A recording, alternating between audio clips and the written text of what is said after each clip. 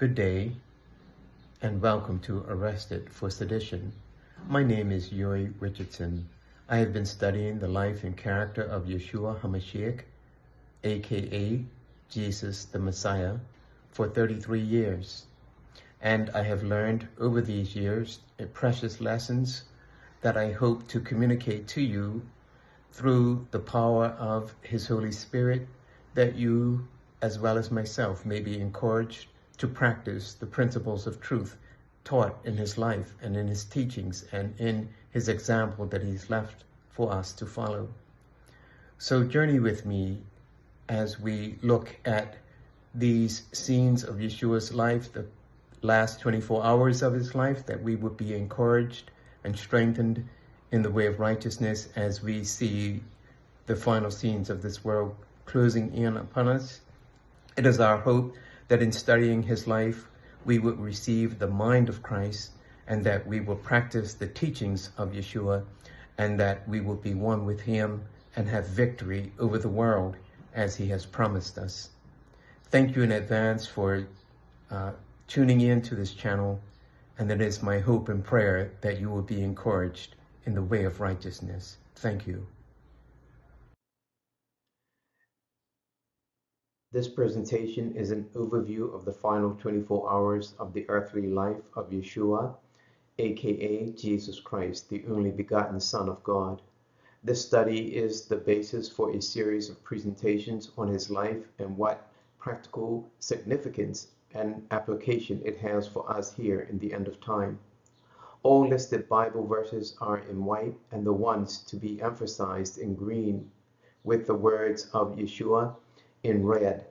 My personal notes and opinions are in orange.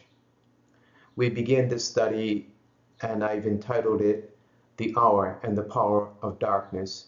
And it takes place, we're going to begin at Gethsemane, or the foot of the Mount of Olives. And we find this location in Matthew 26, verses 36, where it says, Then cometh Yeshua with them unto a place called Gethsemane. And in Luke 22:39, it says, to the Mount of Olives. And I give a timestamp of about 8:45 or 8:45. Evidence of this is found in John chapter 13, verse 30. And I don't want to get into all the details, as this is just an overview. But when we put that together with other information, we come to understand that it would be about this time frame. Point number 2, He counsels His disciples to pray for themselves. We find that in Luke 22, verse 40. Yeshua separates His disciples into two groups. We find that in Matthew 26, 36 and 37. And He took with Him Peter and the two sons of Zebedee. He leads them, the inner group, into the garden. And point number 5, He separates Himself from them a little distance. We find that in Luke 22, verse 41, and this would be about 5 minutes to 9 or so. Falls on His knees and face and prays. We find this in Luke 22, verse 41, and kneeled down and prayed. And in Matthew 26, verse 39, and fell on His face and prayed. This is at about 9:00 p.m. Comes back to His disciples to check on them the first time. Matthew 26 and verse 40. Finds them asleep. Admonishes them to watch and pray. Matthew 26:40. Goes back to His place of prayer and prays again the second time. Matthew 26 verse 42. He went away again the second time and prayed. He comes back a second time to His disciples and finds them asleep again. This is about 11:00 at night. Goes back again to His place of prayer and prays the third time. Being in anguish, His sweat, as it were blood, falls down to the ground. Luke 22, verse 44. And being in an agony, He prayed more earnestly, and His sweat was, as it were, great drops of blood falling down to the ground. The medical term for this condition of sweating blood is called hematidrosis. You can look that up. and you will find that it is brought about as a result of great anguish or stress, which Yahshua was under at that time. Point 13, he is visited by an angel and is strengthened for the final baptism of suffering. Luke 22, verse 43. He comes back to his disciples and sees them asleep.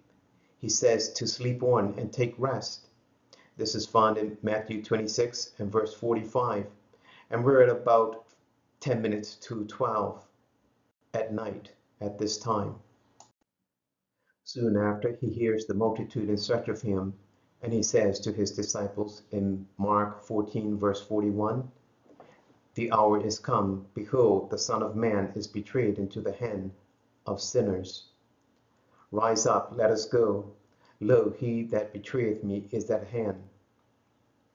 Judas and the multitude arrive at his location, and immediately while he yet spake, cometh Judas and one of the 12, and with him a great multitude with swords and staves from the chief priests and the scribes and the elders. Yahshua confronts the multitude with a question, whom seek ye? They answer, Yahshua of Nazareth. Yahshua answers, I am he. The band of soldiers and Judas fall to the ground. John 18, verse 6. Soon they arise, and Yahshua asks them again, whom seek ye? And they said, Yahshua of Nazareth. Yahshua answers and says, I have told you that I am he. If therefore ye seek me, let these go their way. This happens at about 5 to 10 minutes past 12. The betrayal. Judas kisses him, and Yahshua responds, Friend, wherefore art thou come? Judas, betrayest thou the Son of Man with a kiss? The soldiers take hold of Yahshua to bind him. Then came they and laid hands on Yahshua. The disciples, seeing he is about to be handcuffed, asked, Lord, shall we smite with the sword? Peter's drawn sword. Then in John 18, verse 10, Simon Peter, having a sword, drew it and smote the high priest's servant and cut off his right ear. Then answered Yahshua in Luke 22:51, Suffer ye thus far, and he touched his ear and healed him. Yahshua tells Peter to put up his sword. In Matthew 26:52 through 54, then said Jesus unto him, Put up again thy sword into his place, for all they that take the sword shall perish with the sword. He then addresses his enemies. And we find that in Luke 22:52 through and 53. Then Yahshua said unto the chief priests and captains of the temple and the elders which were come to him, Be ye come out as against a thief with swords and staves?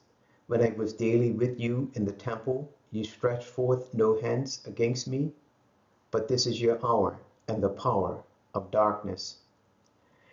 They bind Yahshua's hands in John 18:12. Then the band and the captain and officers of the Jews took Yahshua and bound him. The disciples, seeing Yahshua allowing himself to be handcuffed, forsook him and fled. Mark 14:50, and they all forsook him and fled.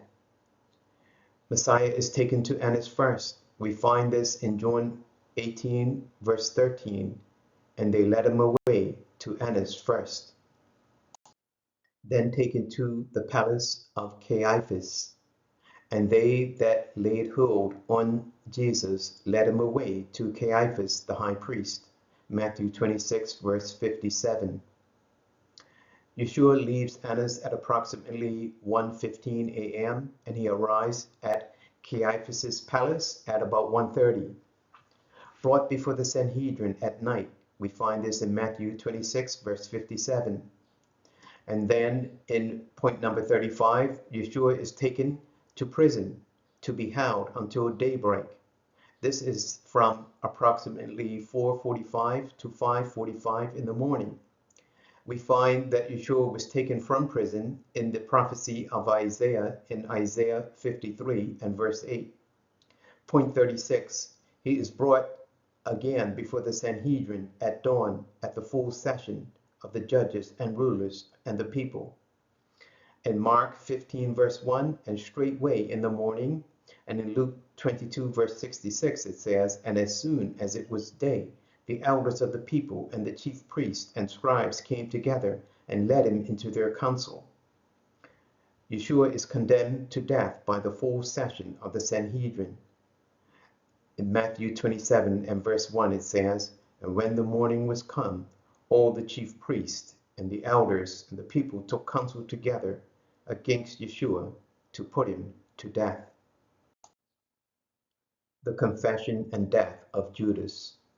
In Matthew 27 verse 3 it says, then Judas, which had betrayed him, when he saw that he was condemned, repented himself, and brought again the 30 pieces of silver to the chief priests and elders. And in verse 5 it says, and he cast down the pieces of silver in the temple, and said, I have sinned in that I have betrayed the innocent blood, and departed and went and hanged himself. This happens at about 6:20 a.m. Yahshua before Pilate the first time. Taken to the judgment hall of Pilate. We find this in Matthew 27 verse 2. And when they had bound him, they led him away and delivered him to Pontius Pilate, the governor. See also Mark 15:1 and John 18 verse 28. Yahshua before Herod. After which he was taken to Herod. We find this in Luke 23 verse 7. And as soon as he knew that he belonged unto Herod's jurisdiction, he sent him to Herod. He arrives at Herod's judgment hall at about 7:15 a.m. Yahshua before Pilate the second time. Then he is sent back to Pilate at Gabbatha, lower court, sent back to Pilate at about 8:20 a.m. For this evidence for this, you want to look at a YouTube channel called Bible Expedition. And the title of the video is this where Jesus was tried by Pontius Pilate? At the 7-minute marker, you will see the evidence that they present there showing that this is the Gabbatha that the book of John speaks of. And in Luke 23, 11 and 13, and Herod with his men of war set him at naught and mocked him and arrayed him in a gorgeous robe and sent him again to Pilate. So when he sent again to Pilate, this will be the second time. It is at a new location, and this location, I believe, was Gabbatha, or the pavement, just outside the western old Jerusalem city wall on the western side. And then here in Luke 23 verse 13 it says, and Pilate, when he had called together the chief priests and the rulers and the people. In Matthew 27:17 it says, therefore when they had gathered together, Pilate said unto them, whom will ye that I release unto you, Barabbas or Jesus, which is called Messiah? So we're going to look at this further in detail in another video presentation. We're just going through the broad overview of the last 24 hours of Yahshua's life, and we will get more into detail, and I'll share more with you in another video as to why I believe that when he leaves Herod, he goes to a Pilate at Gabbatha at that time. We will talk about that more in detail. Pilate reaffirms Messiah's innocence. In Luke 23, verses 14 and 15, we find in part, I, having examined him before you, have found no fault in this man touching those things whereof ye accuse him.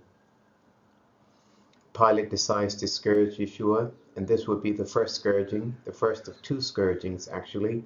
In Luke 23:16 it says, I will therefore chastise him and release him. And in John 19 and verse 1, then Pilate therefore took Yahshua and scourged him. This first scourging takes place at approximately 8:40 a.m. in the morning. Yahshua taken to the praetorium. Mark 15 and verse 16 says, and the soldiers led him away into the hall called praetorium. And they called together the whole band. Yahshua is stripped of his clothing and dressed in a robe of mockery and treated with violence by the Roman soldiers. In Matthew 27 it says, "And they stripped him and put on him a scarlet robe, and when they had platted a crown of thorns, they put it upon his head, and a reed in his right hand. And they bowed the knee before him, and mocked him, saying, Hail, King of the Jews! And they spit upon him, and took the reed, and smote him on the head." And in John 19 and verse 3 it says, "And said, Hail, King of the Jews! And they smote him with their hands." This happens at about 9:30. Yahshua is then taken to Gabbatha, the lower courtyard first, then the upper court at the judgment seat. In John 19 and verse 13 it says, "When Pilate therefore heard that saying, he brought Jesus forth and sat down in the judgment seat in a place that is called the Pavement, but in the Hebrew, Gabbatha." This is at about 10 o'clock a.m. Pilate receives a letter from his wife. The content of that letter you can read in Matthew 27, verse 19. Pilate gets the idea of presenting Yahshua and Barabbas side by side to try and convince the people that Yahshua or Jesus is innocent and should be released. Pilate calls for Barabbas to be brought into the court. He is placed side by side with Yahshua, and Pilate says, "Behold the man, I bring him forth to you, that you may know that I find no fault in him." John 19:4. The multitude cry out, "Crucify him, crucify him." Pilate says, "Take ye him and crucify him, for I find no fault in him." At this time, the second scourging takes place, and we find that in Matthew 27, verse 26. "Then released he Barabbas unto them, and when he had scourged Jesus, he delivered him to be crucified." And so Pilate, in Mark 15, verse 15 says, willing to content the people, released Barabbas unto them, and delivered Jesus, when he had scourged him, to be crucified. Then they took the purple robe off him, Yeshua's own clothes put back on him. And in Matthew 27 it says, "And after that they had mocked him, they took the robe off from him, and put his own raiment on him, and led him away to crucify him." Then he is led out from Gabbatha to be crucified. We find this in John chapter 19 and verse 16. "Then delivered he him therefore unto them to be crucified. And they took Jesus and led him away." Yahshua carries his cross. We find this in John 19 and verse 17. "And he, bearing his cross, went forth into a place called the place of a skull, which is called in the Hebrew, Golgotha." But on his way to Calvary, we find that he is unable to carry his cross the entire distance. It says here, Yahshua unable to carry his cross. In Luke 23:26 it says, "And as they led him away, they laid hold upon one Simon, a Cyrenian, coming out of the country, and on him they laid the cross, that he might bear it after Jesus." Yahshua faints beneath the cross, which necessitates someone else carrying it for him, for he could not carry it the entire distance to Calvary, and that is because he had been scourged twice by the Roman soldiers. He had been violently set upon by them as well, and he had also been violently treated by the Sanhedrin and the Jewish people, and he was also suffering from lack of sleep. He hadn't slept the entire night, and agonized in Gethsemane. He saw his own friends desert him, and he was very much unable to carry the cross the full length to Golgotha. The daughters of Jerusalem weep for Yahshua as he faints beneath the weight of the cross. Luke 23:27. Simon the Cyrenian is compelled to bear his cross. We find that in Matthew 27 and in Luke 23. Judas found dead on the road leading to Golgotha. Acts chapter 1 and verse 18. It talks about him falling headlong, and he burst asunder in the midst, and all his bowels gushed out. Yeshua arrives at Golgotha, the two thieves nailed to the cross, John 19:18, on either side one. This is at about 11:30 a.m. Events from between the 3rd and 6th hour, or 9 a.m. to 12 p.m. His clothing is removed, then he, Yeshua, is nailed to the cross. Luke 23:33 says, "And when they were come to the place which is called Calvary, they parted his raiment. There they crucified him." Yeshua prays for his enemies while being nailed to the tree. In Luke 23:34 it says, "Father, forgive them, for they know not what they do." After the cross is thrust into the place prepared for it, a sign of the crime for which he was accused was placed on the cross. John 19 verse 19 says, "And Pilate wrote a title and put it on the cross, and the writing was, Jesus of Nazareth, the King of the Jews." Yeshua is reviled, mocked, and derided by passers-by, chief priests, scribes, elders, rulers, and the two thieves. And one of the malefactors which were hanged railed on him, saying, "If thou be Christ, save thyself and us." But the other answering rebuked him, saying, "Dost not thou fear God, seeing thou art in the same condemnation?" And he said unto Jesus, "Lord, remember me when thou comest into thy kingdom." While being mocked, the soldiers are casting lots for his raiment. We find this in John 19:24.